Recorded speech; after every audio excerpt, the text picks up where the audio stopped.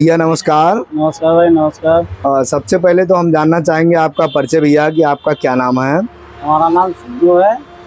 किस गांव से हैं भैया आप? मैं हरियापुर में रहता हूँ। हरिहरपुर गांव के जिला में, कौन से जिले में है? ये मलियाबाद। मलियाबाद क्षेत्र में है और लखनऊ जिले में है। जी जी जी। क्यों भैया, ऐसे ही ना? जी तो जी। आप कौन सी फसल लगा रखे हैं इसमें भैया? ये हमने तुरई की फसल लगाई है। तरोई की? जी। तरोई की कुछ याद है कौन सी कंपनी की लगाए थे तरोई? आलोक लगाई थी, आलोक। आलोक किस कंपनी की आती है भैया? अरे ये तो DNR कंपनी की जो आलोक वैरायटी आती है उसको आपने लगा रखा है। जी। अच्छा, तो इस समय तरोई में जो आपके क्या समस्या है? समस्या तो उसमें रोजी लगी है, माइट भी है, लाल वाली मकड़ी। अच्छा, और बतिया उसकी टेढ़ी होती है। बतिया टेढ़ी हो रही है। अच्छा, रूजी रूजी मतलब थ्रिप्स ना, जो जी जी जी। सफेद पीली पत्ती के अंदर, जो कल्ले के अंदर घुसी रहती है जी जी और जी। चलती रहती है, जी वही वही। वही रूजी लगी है। और लाल वाली मकड़ी लगी है।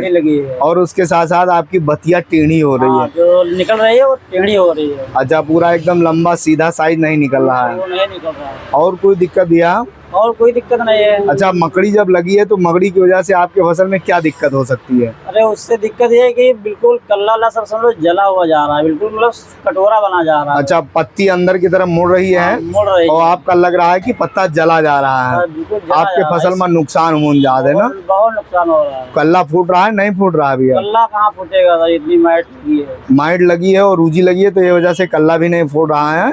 बिल्कुल नहीं फूट रहा कुछ भी।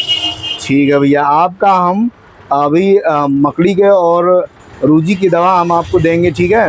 उससे आपकी मकड़ी और रूजी दोनों सही हो।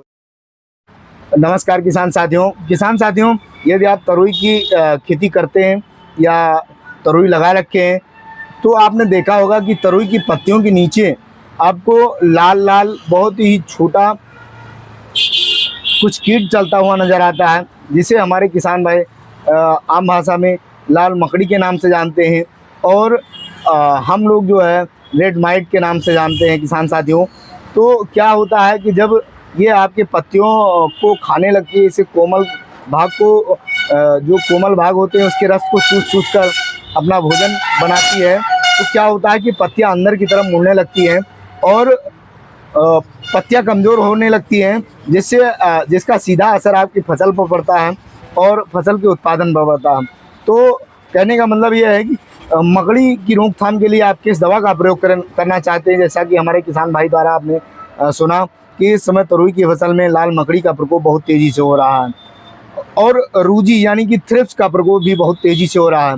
तो ऐसी कौन सी दवा डाली जाए कि एक ही दवा से आपका दोनों काम हो जाए और कम से कम लागत में आपका काम हो जाए, आपकी लाल मकड़ी भी मर जाए और आपका थ्रिप्स भी ख़त्म हो जाए, जिसे हमारे किसान भाई आम भाषा में रूजी के नाम से जानते हैं। ये बहुत छोटी होती है और पत्तियों पर रेंगती रहती है, सफ़ेद पीले कलर की होती है। तो आप लाल मकड़ी व थ्रिप्स के लिए अबासीन, जो कि क्रिस्टल क्रॉप साइंस कंपनी की आती है, बहुत ही घातक और बहुत ही अच्छी दवा होती है। इसका जो रसायन होता है अबामेक्टिन 1.9%, इसका 1 ml प्रति लीटर के हिसाब से घोल बनाकर यदि आप अपनी तरोई की फसल पर छिड़काव करते हैं तो किसान साथियों, आप लाल मकड़ी व आपकी तरोई में लगने वाली थ्रिप्स अर्थात रूजी की समस्या से आप छुटकारा पा सकते हैं। और इसके साथ किसी अन्य दवा का मिश्रण बना करके ना डालें, आपका नुकसान हो।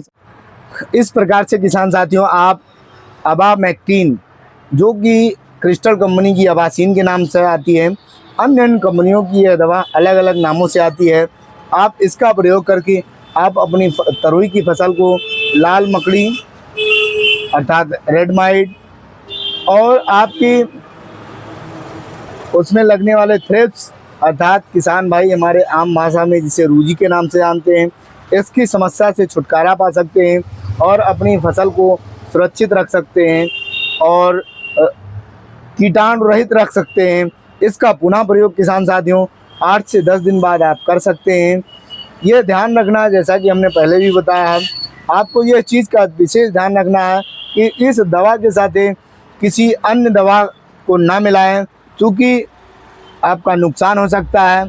तो इस हिसाब से इसको आपको सिंगल ही डालना है। अगर आपको कहीं से मिल जाता है तो सिलिकॉन बेस्ड स्टिकर इसमें ले लें, ताकि ये दवा इसको फैलाने में बहुत ही अच्छी तरीके से मददगार होगी और अच्छी तरीके से कार्य करें। धन्यवाद किसान साथियों। यदि आपको जानकारी अच्छी लगी हो तो हमारे चैनल को सब्सक्राइब, वीडियो को लाइक और शेयर करना ना भूलें।